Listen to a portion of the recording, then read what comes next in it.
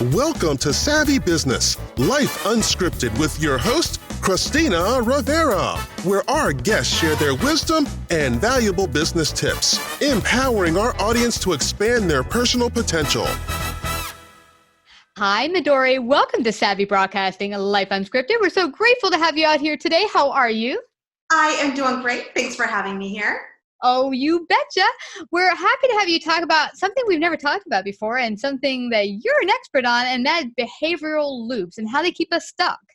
I'm grateful to have you. You are the CEO of MOX, M-O-X Life, a certified human behavior specialist and mindset success coach, which we could all use a little bit more of in our life. So welcome. Thank you. Thanks for having me. Yeah, so before we get started with all the nitty gritty, share a little bit about your background with our audience. Yeah, I started with the whole mindset work. I was working with couples, and just to change things up a little bit, I decided to start working to expand what I was doing and work with business people because I've owned several businesses in fact, all I've done is own businesses for the last 27 years. So I have a little background in the business part of it. And so what I've done is I've combined mindset and neuroplasticity with business because I saw such a need from people who get stuck or keep on these cycles, which we'll talk about in a little bit, these behavioral cycles. And I understood what was going on and I knew how to push them through. And so that's how I've kind of transitioned into what I'm doing now. Yeah, and what's awesome about what they're going to learn with you, even from a business perspective, is it can be used in all parts of your life. Because we don't just get stuck in our business. If we get stuck there, we probably get stuck in other parts of our life. So it's great to have you share that. Now, what exactly is a behavioral loop to begin with? Yeah, so what it is, all of us have these beliefs in our head. And these beliefs are these stories that we tell ourselves about ourselves. And often those beliefs do not serve us well. So it could be that subconsciously we're thinking, oh, I can never be successful, or make sure I don't stand out too much because I don't want to call attention to myself. Or if I make a mistake, I could be really embarrassed. So let's make sure I stay in the safety net and not make any mistakes. So these are beliefs that play in our head. So what the problem is often we want more. We want to be really successful. We want to start a company. We want to rise up in the company that we're in. We have these different ambitions, but our mindset is keeping us here. And so what happens is we have these limiting beliefs, and then we have the behaviors. The behaviors always support whatever we believe. And so your results, of course, are the equation of that. So if you're thinking the result, it's always the result. And so if you're thinking that you want to be successful, but in your head you're saying, oh no, I can never be really successful for X, Y, or Z, your behavior is going to support that, and you're going to feel this turmoil inside. There's something that's just not going to feel right. And when you notice that, there's probably something going on up here that needs to be altered or changed. This is so interesting, Midori. I remember someone saying to me that you often say you have fear. And this is many years ago. It was 2006. I decided I was going to tackle two big fears, one starting a new relationship and the other flying, which is a huge fear for me. But my friend pointed out to me that you say the word fearful, scared, nervous all the time in your sentences, but you don't realize it, and it plays out in how you live your life. I've since then become aware of it, and I started to get rid of that in my lingo. But is that something people can pay attention to, that their language will often give up their belief system without them realizing it? It's huge. Language is such a big part of our subconscious. And the first step, I have 3 A's that I tell people to start changing behaviors. And the first one is awareness. So becoming aware of what your beliefs are, what are those recordings? What are those stories that you're telling yourself that are holding you back? So that's the first A is awareness. Mhm. And when you say awareness, what's interesting, that guy saying that to me, my friend, got me aware because I was like, wait a second, that's not true. I don't say that. And then I started to listen and pay attention because of what he said. It kind of was like a little red flag. And then I started to notice, well, you know what? He's right. It's totally true. Yeah. And so once you start becoming aware of it, then you can start changing it. So let me just go through the 3 A's really quick so your audience has these in their pocket and can use it again for any mindset issue that arises for them, whether it's business or relationships or anything. But the first one's awareness. So being aware of what your limiting beliefs are that you want to change. And then number 2 is action. So what's the action steps that you're going to take to change this behavior? So once you're aware of it, what are you going to do every time when it comes up? So for instance, you said the word fear, these words that we use. So your action is going to be replace that fear with something else. I'm excited. I'm excited to go on an airplane. Just these techniques that you can use. And then the third one is accountability. So having a coach, having a mentor, having someone who is already ahead of you, who is helping you be accountable for what you're going to change. Make sense? Totally, totally. What's interesting to me, Midori, is that when I started to go fly, and I was scared. I would go in the airplane, my head's going, run, get out of here. But what's interesting, when I started to pay attention to the feeling inside, it's very close to excitement. That same thing you get when you're going to do something exciting that you really enjoy is the same feeling I was getting that I was calling fear. Yes. And it's good to kind of come up with the fear and picture it, being able to picture it and then being able to shift it, like you just said. It's changing it to excitement or something else. And something like a phobia or a big, strong fear, if you've had something from a long time ago, it takes more than just a few words to change. It's going to take a process. But you can, and the first step is just becoming aware and then changing the languaging around it. Yeah, and it's interesting because what I found in that year in 2006, I said, I'm going to go out there. I'm going to start flying. I was so excited. 2 weeks before, all I could talk about, I'm going flying, I'm scared, but I'm going flying. But I got there, and then I started taking flying lessons. And, I've flown probably over 400 hours with my husband. But I'm not a certified pilot. He is. But I fly all the time. The interesting thing is people say, how did you get over your fear? It was just doing it one step in front of the other.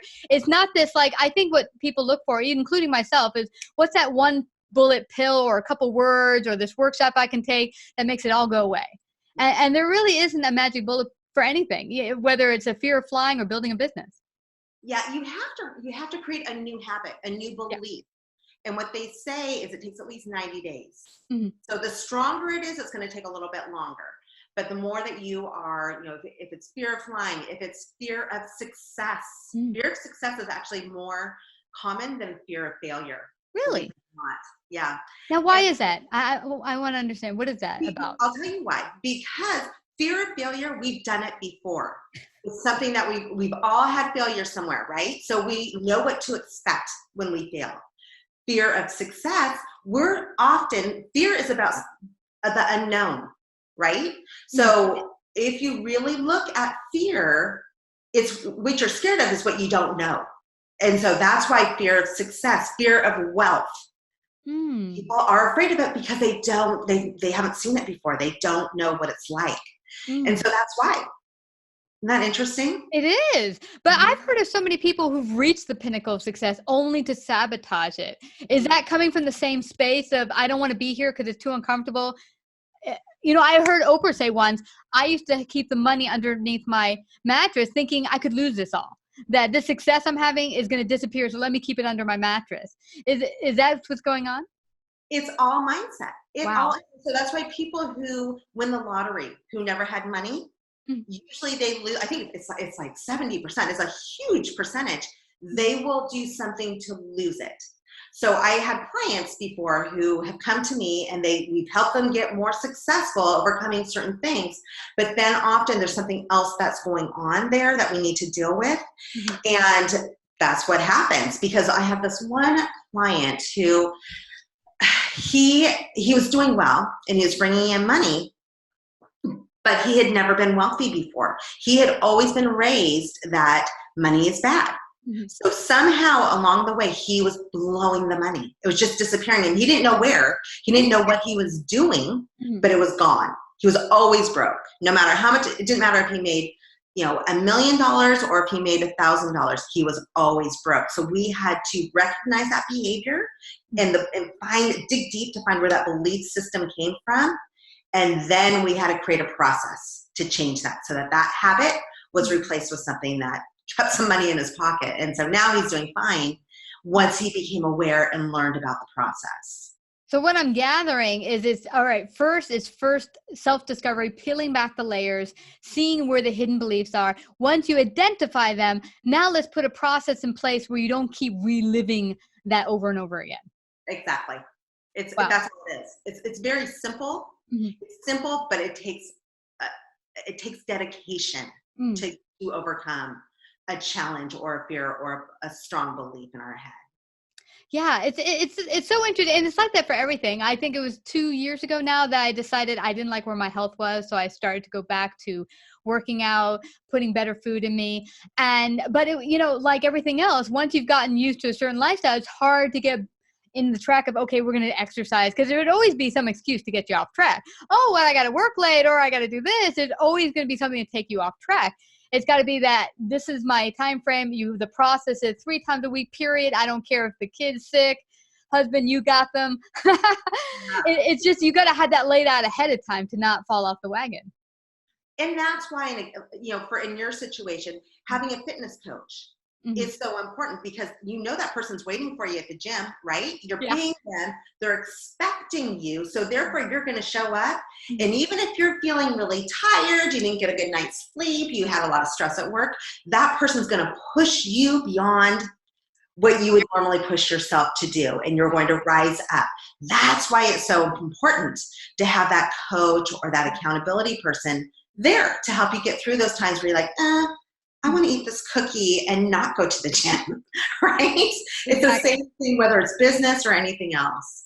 And you talked about something really, really important that really helps you get on track and stay on that process is accountability. And I've had that not only with a coach, but also with a team where we work together, and maybe even an accountability partner where, okay, now we partner up and, oh, what are you doing today? And I love that, because when I go to a gym with a person, you can by darn it, oh, I'm not going to disappoint them. They're waiting for me as well.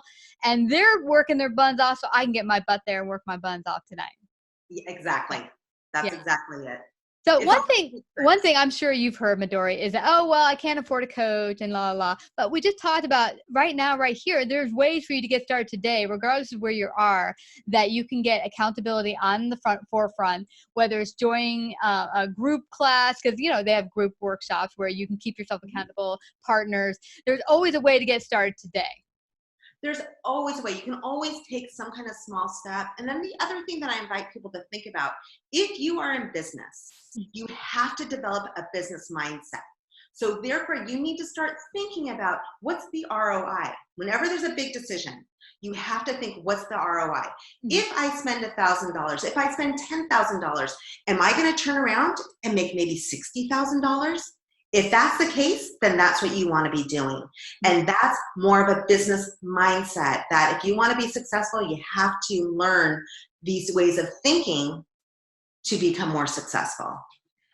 I like that you really, really mentioned that good point there, because one of the things that I found for myself and other small business entrepreneurs is that, oh, no, I can't do that. It costs me. I'll just do it myself. One gal said I owned a product store where she would go to the inventory, and before everything was packed, she herself would pack it, overlook the inventory. She's like, what am I doing? I have staff. But it's that I want to make sure everything's perfect to the point where you're actually not being effective, and let me let go of this and give it to someone else. It's okay, because now it opens me up to go make more business. Like, to stay in your zone of genius, to stay where you're really good, and let someone else grow in doing the other duties. And you got to trust them. That's perfectionism. You mentioned the word perfectionism. That's a huge mindset issue. Especially women, we want to be perfect. And what happens in business is then we stay stuck because we can't make a decision because we're afraid of making the wrong decision or something not turning out right and not being perfect. And it keeps us stuck.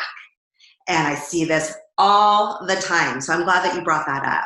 Yeah, it really is an issue. For me, another thing is never saying no. The other thing for me as well was copying other business owners that were light years ahead of me. It's great that they're doing this. They've been in business 25 years. I've been in business 3 years. I cannot do what they're doing. Rent out a hall in Midtown Manhattan for $30,000. And oh, there goes my yearly budget. I mean, so you got to work with where you are today and not where someone is 25 years ago, or 25 years from now. And maybe that's not even for your business at all. Yeah, a lot of times what I see with businesses is they try to take actions or do things in their business that they're not quite, it's not time yet. There's other things that need to happen first. You need the sales and marketing down first so you have a revenue stream. But you need to have, or another thing that I see is a business that is making 5 figures and they want to get to 6 figures. It's a different mindset and there's a different process for it. And so you have to learn the systemization and you got to learn the mindset to go with it. So yes, I agree with you. It's good to learn from those who are more successful, you know, like a business that's been in business for 25 years, take parts of what they've done, but have a way of realizing if it's going to be beneficial for you right now or not. Now, say you just mentioned something interesting. You're at the 5 figure. I want to take it 6 figure, or I'm 6 figured. I want to get to 7. Where do you make that leap? Is it going to work with a person who's just above you, where you want to be, have them take you to that next level? Where do you go from there if you want to do that? Yeah, it's, you know, you need someone who has already been there. If you go to someone who's only making 5 figures and you want them to help you get to 6 figures, they haven't done it yet. They don't know how to do it. So it's important to get someone who's already been there, done that, but then also learning the mindset part so that you are ready for that stretchy part of you, right? Because it takes more. You have to learn how, to get to 6 figures, you need to know how to scale and you need to know the mindset for it. You have to be able to release certain things. So if you've been running your business doing A, B, and C, chances are if you want to grow your business, you can only be doing A and you need to be getting someone else to be running B and C. So there's a lot to it.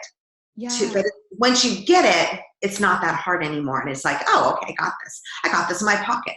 Yeah. And that's interesting you mentioned that because that is probably one of the biggest things I think for a very small business owner is the release factor. And I think that's part of that mindset. The releasing is okay because this is not where your genius is. Let it go. Let someone do it. And one of my favorite business coaches had said, even release the things that are taking up your time from your business, like, I don't know, cleaning your house or doing the laundry. It's like, if that's getting in the way of you making sales and marketing and growing your business, give it to someone else. Mm-hmm. Time is money. Time is money. And absolutely. It's well, this has been that way. This is so fascinating. We could go on for hours. I know we could, but I don't want us to leave without people finding out how they can find out more about you. How can they do that? The easiest way is to go to my website, which is themoxlife.com. So and then moxlife.com. From there, you can email me. I have all kinds of free blogs and videos to help people with this whole mindset thing, and helping you actually some cool tools in there to help you recognize some of your limiting beliefs that have been a blind spot. So that's where I would recommend checking out. This is fabulous. Well, I thank you so much, Midori, for all your wonderful wisdom today that you brought to Savvy Business Radio. Thank you so much. Thank you. If you like this episode, please share. To hear more Savvy episodes and Savvy Biz tips, go to lifeunscriptedradio.com. To become a guest or participate in paid sponsorship, email us at Christina@lifeunscriptedradio.com.